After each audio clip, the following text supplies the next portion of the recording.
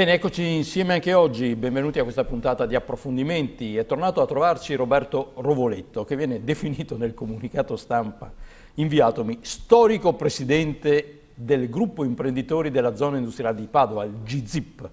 Con lui, insomma, devo dire, anni fa abbiamo avuto una buona frequentazione, dopodiché GZIP era andato in letargo, ma leggo sempre che era andato in letargo a fronte della crisi economica continua ad essere peggio di una guerra, lei ha definito. Certo. Per questo era il motivo per cui GZIP era andata in letargo. È per dire, il fatto che siate tornati significa anche un dato positivo sul piano economico? Sì. Innanzitutto buongiorno a tutti. Sì, effettivamente il fatto che noi siamo tornati, noi non siamo mai andati via, noi esistiamo dal 1966, in questo senso sono un po' storico perché io c'ero allora, ma in qualche maniera... C'è e ci sarà. Ci sarà, spero, ci sono sicuro. E il fatto è che appunto la crisi economica, che è stata per me una quarta guerra mondiale o quinta, come vogliamo chiamarla, ha raso al suolo determinate attività. Qui nel Veneto c'è stato un disastro, in particolare nel settore edile, artigianale, eccetera, ma credo che non dica niente di nuovo, insomma. E questo anche ne ha risentito anche a livello di associazionismo. Le associazioni che vivevano con in qualche maniera i contributi che venivano dati dagli imprenditori si sono visti mancare anche questi contributi perché gli imprenditori avevano delle difficoltà tali che non potevano permettersi più nulla. Noi siamo ritornati, ripeto, non siamo mai andati via, ma stiamo riprendendo vigore perché in effetti io ho notato, ma non solo io, che da gennaio di quest'anno in particolare c'è una ripresa economica che si sente in particolare nel Triveneto, che è sempre stata un po' la locomotiva d'Italia e non solo, e quindi questo ci ha dato la speranza di un dopoguerra che, come sempre, dopoguerra è un momento molto di ricostruzione, positivo di solito, di ricostruzione. Questa è la nostra speranza e speriamo che continui perché in questi giorni non abbiamo tante belle notizie, insomma. Allora, il vostro obiettivo è anche quello di ampliare il vostro raggio d'azione ad altre zone industriali del Veneto, a parte quella di Padova e di Limena che già seguite. E vedo che come primo passo, in ogni caso, tornando in qualche maniera a casa nostra, quindi a Padova, è proprio quello di fare un censimento delle aziende del territorio. Questo era un obiettivo che già io avevo in mente di fare ancora una decina d'anni fa, che poi appunto un po' per la crisi e per altre ragioni non si è potuto fare. Ma sì, perché ritengo assolutamente indispensabile, anche a livello urbanistico, soprattutto a livello urbanistico, sapere chi opera in determinate zone. Cioè la zona industriale di Padova, che è 11 milioni di metri quadrati con 1.600 aziende e 70.000 addetti, io ritengo che sia opportuno sapere che cosa fanno queste aziende.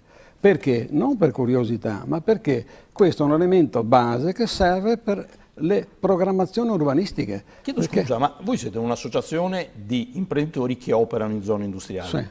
Non c'è un ente che sovrintende e che dovrebbe avere il polso della situazione? Questa è una bella domanda. Sì, dovrebbe esserci, ma è un ente che ha terminato, diciamo, il suo arco costitutivo, perché parliamo del consorzio zona industriale che esiste dal 59-60, che ha realizzato la zona industriale, ha lottizzato e ha praticamente assegnato le aree ai vari imprenditori, ma che adesso non ci sono più aree, quindi non c'è più ragioni. Per dire perché siate voi a dover fare il censimento? No, in effetti 10 anni fa io lo avevo in qualche maniera programmato assieme al consorzio zona industriale, però non c'è stato seguito per varie ragioni, ma io lo vorrei riprendere perché è un elemento base per determinare anche le destinazioni delle aree. Non possiamo chiamare zona industriale l'industriale di Padova, laddove di aziende industriali ce ne sono 5 su 1.600. Non è più una zona industriale, è una zona di terziario, commerciale. Tant'è che voi avete aperto anche i liberi professionisti d'adesione. Certo, ce ne sono un sacco anche qui nella zona industriale dei liberi professionisti, anzi sono molto importanti, di grande supporto. Quindi noi vorremmo creare una base attraverso la quale si sappia che la zona industriale di Padova, laddove ci sono 1.500 aziende, faccio per dire, ce ne sono 1.000 che fanno il terziario e ce ne sono 10 che fanno l'industriale e altre che fanno depositi. Da questo si può prendere lo spunto per modificare anche le norme urbanistiche, perché è inutile che parliamo di indici a parcheggio in funzione della destinazione d'uso, per esempio, argomento importantissimo, e poi non sappiamo neanche che destinazioni ci sono. E poi qui ci sono destinazioni che vengono in qualche maniera sovvertite, perché le destinazioni d'uso vengono assegnate attraverso i progetti e attraverso gli accatastamenti. E si determina la destinazione d'uso di un immobile. Poi in realtà quella destinazione d'uso non viene quasi mai rispettata per esigenze, e allora è assolutamente necessario mettere in qualche maniera un punto su questa questione, cosa che, ripeto, anche 10 anni fa il Consorzio era d'accordo, poi sono mancati i finanziamenti, perché anche queste cose si fanno, ma ci vogliono anche i soldi per farle, e se nessuno ti dà un aiuto, queste cose poi passano in secondo piano. Io sto cercando di riportarla alla luce, anche perché adesso sono dei sistemi informatici, vedi Google Map, Google Earth, eccetera, per cui diventerebbe più facile fare questo, e ritengo sia una cosa di estrema importanza. È una delle tante cose che vorrei portare avanti, se fosse possibile. Altra battaglia storica di GZIP è quello sulla idrovia Padova-Venezia.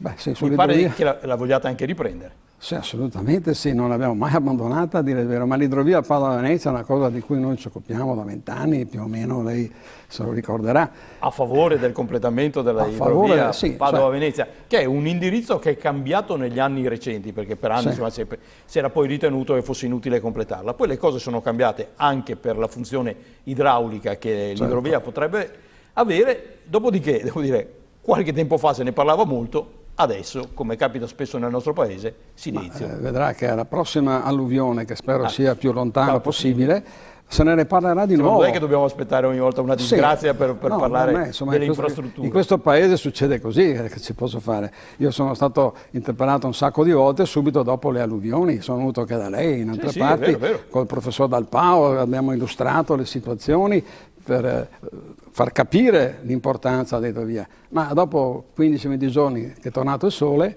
non se ne parla più. Ma noi non è che ci fermiamo per questo. Ormai chiaramente l'idrovia non è più da considerare come una via navigabile, anche se per me quella è la sua natura, la sua origine è la navigabilità.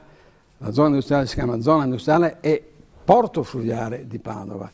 Però almeno, che ormai è quasi terminata, facciamola funzionare come enorme scolmatore delle acque alluvionali. Raccoglierebbe... Ecco, ma perché, scusi, nel momento in cui sarà completata, lei ritiene sia superata la funzione di idrovia? No, io vorrei che non fosse, ma la realtà e i costi sarebbero enormi, perché per portarla navigabile in classe quinta per le navette fluvio-marittime si dovrebbero rifare una decina di ponti che sono già costruiti e si dovrebbe allargare la base e scavare fino a un certo profondità. No, è impossibile, io avevo anche un progetto che si poteva fare. C'erano anche dei finanziamenti europei a memoria. Assolutamente sì, c'erano dei finanziamenti europei, ma allora ai tempi in cui era più di moda, diciamo, l'idrovia, io come gruppo imprenditori avevo anche reperito delle aziende che avrebbero scavato il percorso, perché su 27 km ce ne sono 15 di ultimati, avevo scavato il percorso purché gli si desse il materiale di risulta, perché il materiale di risulta è enormemente importante, perché noi siamo molto carenti di materiale di risulta, non abbiamo il materiale per fare le autostrade, dobbiamo andare in Jugoslavia, quindi queste aziende mi hanno detto sì, ok, io la scavo, però mi lasciate che mi porti via in compenso, alla pari, il materiale di risulta. L'ho portato in regione, ma la regione, Venezia, Interporto di Venezia, Interporto di Padova, c'è un po' di... Si è perso. Sì, diciamo che gli interessi politici ed economici superano la volontà e le esigenze, insomma, purtroppo da sempre. Quindi adesso la si potrebbe però riprendere, secondo lei, almeno dal punto di vista idraulico. Utilizzarla almeno con enormi vantaggi economici, perché le alluvioni della bassa padovana, io le ricordo anche nel 2013, sono costate 300-400 milioni. Fare questo costerebbe 100 milioni neanche ultimarla come canale scolmatore, deve raccogliere le acque del Bacchiglione, del Brenta e portarle in laguna.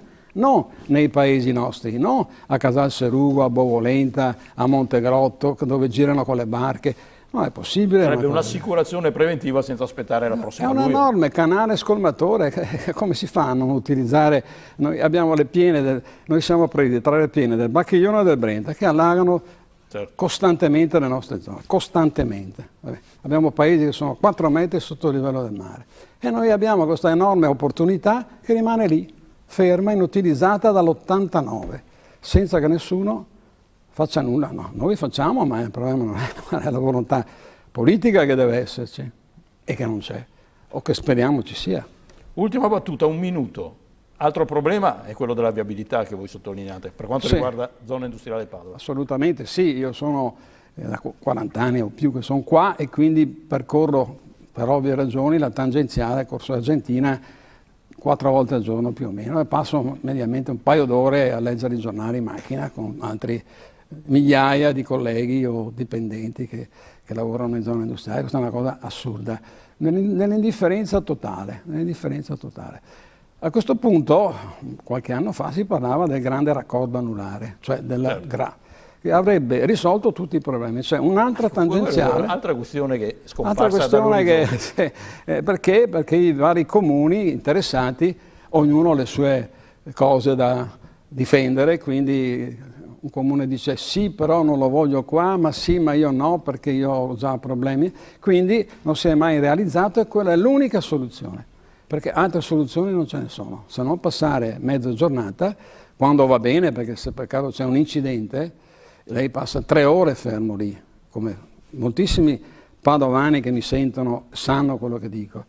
E quindi questa è una soluzione. Riportare a galla, che è già un progetto che era stato già presentato, è già in fase di approvazione, di realizzare il grande raccordo, cioè un anello diciamo periferico che dovrebbe risolvere tutti i problemi della città e della zona industriale. Grazie, mi piace concludere dicendo il leone è tornato, sono più battagliero di prima. Sì, no, perché sa, quando passano gli anni e le cose non si risolvono, a un certo punto uno comincia anche a dire ma insomma vogliamo fare qualcosa di più o farla meglio. Io cerco di farla meglio per ottenere qualche risultato. Qualche risultato l'abbiamo ottenuto, non sto qua a dire quali, ma... Anche perché devo andare in sigla. Grazie. Roberto Rovoletto, presidente storico del gruppo imprenditori della zona industriale di Padova. Grazie, buongiorno a tutti. Grazie a voi, alla prossima.